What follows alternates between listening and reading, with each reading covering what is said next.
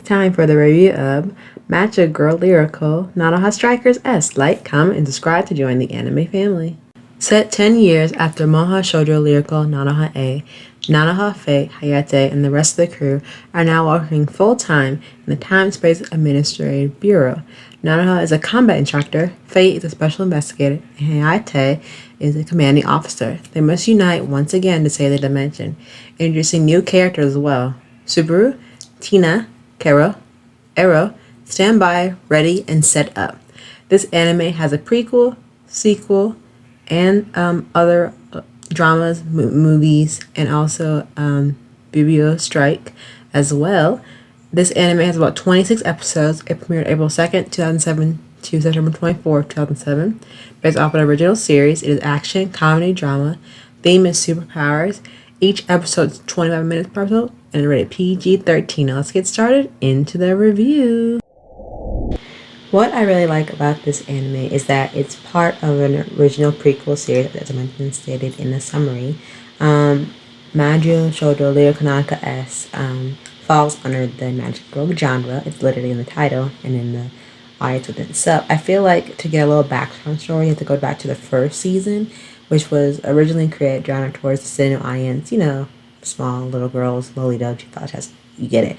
And then we fast forward 10 years later where they're more adults, and it's clearly evident in the StrikerS falling on the opposite side of the magical children spectrum, setting apart from its two predecessors, besides which is StrikerS, which is that 10 years after Nanoha A and Fate are no longer little girls, they are grown adults. I feel like with StrikerS, they have very solid and grounded plot and background and backstory. It does go mixing in between each of the girls, like backstory in the past before where they are now and the careers that they are now set in, along with the duties that they've been given as they are a part of the Magic Administration Bureau, along with teaching new underlings underneath them to watch them grow. And eventually, like I mentioned before, we have the other predecessors that fall beneath them with Vivio, which is another series that we will get into as well, along with Vivio Striker with exclamation point. But I'm getting a little ahead of myself. Now going back to Nanoha StrikerS, one thing that I liked about it is that Nanoha, Fate, and Hayate, and the other characters from the previous series, they all now work full time for the Time Space Administrative Bureau.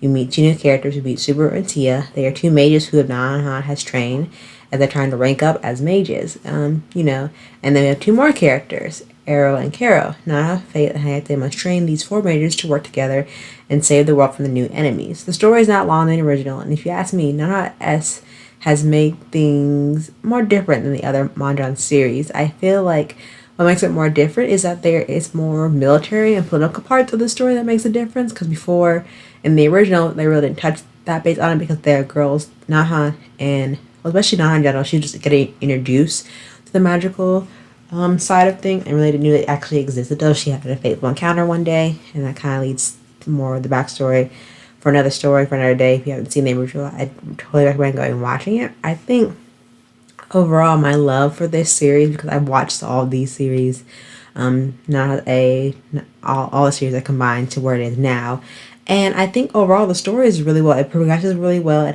introduces the characters in a nice steady pace where no character feels lost in the background, and each character has their own time to shine in the spotlight. I feel like the art style is glorious as it once was, as I watched it originally, just as the weapons. The battle scenes are really captivating, and they really make you on the edge of your seat because the fight sequences are really stunning. Overall, the magic in the summonings I think are fantastic. I do love the transformation scenes. Don't get me wrong, I love them because I love how when all the characters transform into their battle gear, it makes a lovely appearance and makes everything stand out because you can see how each one of their unique battle preferences and styles are all different depending on the character.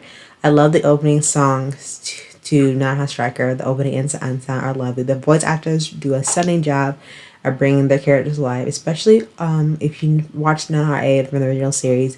One of my favorite characters is R, even though this time her role is very small, but she had a much bigger part in the original series, the prequel. I love it still to see that they still kept her around. As for the characters, love them a lot. These characters are a very important element to the series, especially Hayate, who you see a major character development from her from the previous series to what she is now. Trust me, she has come a long way.